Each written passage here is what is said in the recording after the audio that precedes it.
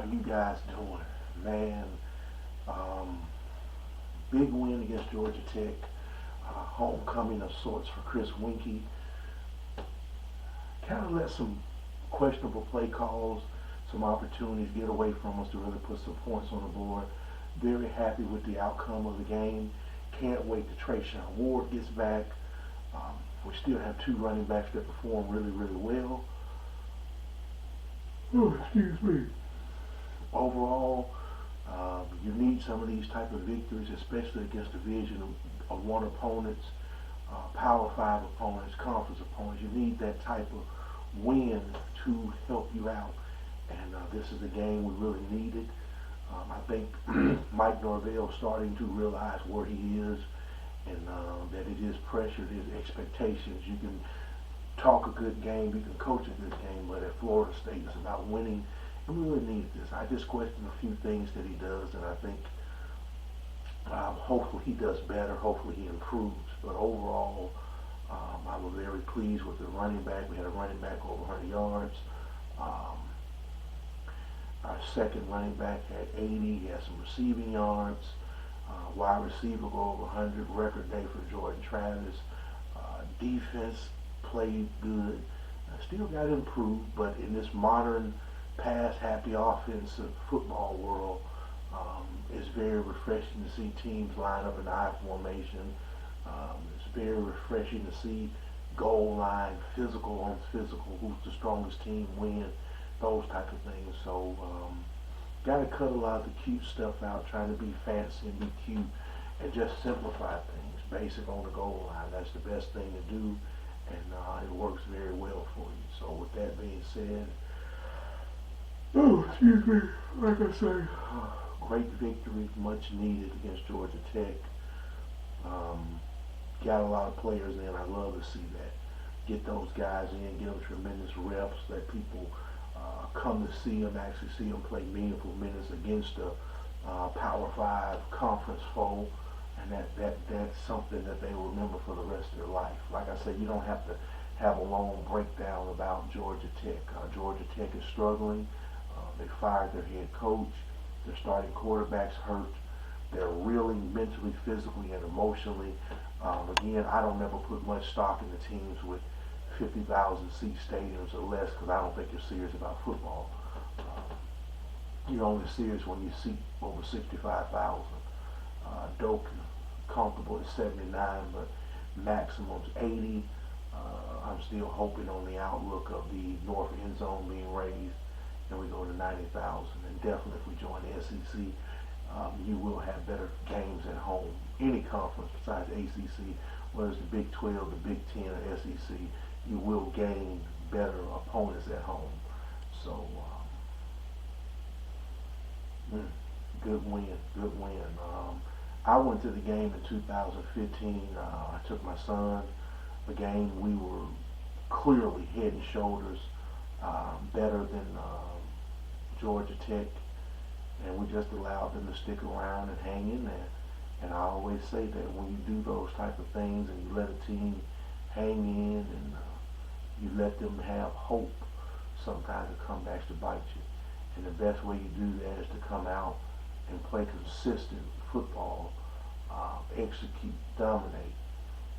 These coaches and coaching staffs get paid money, some of them paid more than others, to come up with a game plan, to look at what the other team's strengths and weaknesses are, to look at their team's strengths and weaknesses. I like a coach and a coaching staff that can take what the other team does good and actually exceed them, or force their hand to go somewhere else, then come back around.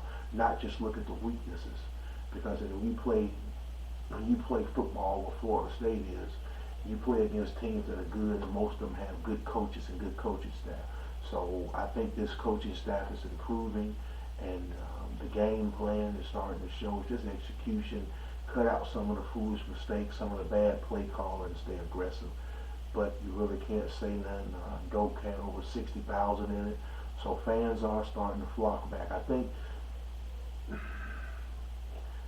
once Florida State starts to get back rolling, yeah, fans will definitely be in the stands, and it's going to be tremendous atmosphere. Like I say again, We lost to Clemson, should have won. NC State should have won. Wake Forest should have won. So we should be further ahead than where we are right now as far as our record and really locking down a college football playoff spot. Just got to continue to do a better job, continue to coach, continue to develop, continue to recruit, and I think we'll be fine. Like I say, this wasn't going to be a long video because ultimately when you see the score, you did something right. And like I say, I'm excited. Obviously next week, rivalry game,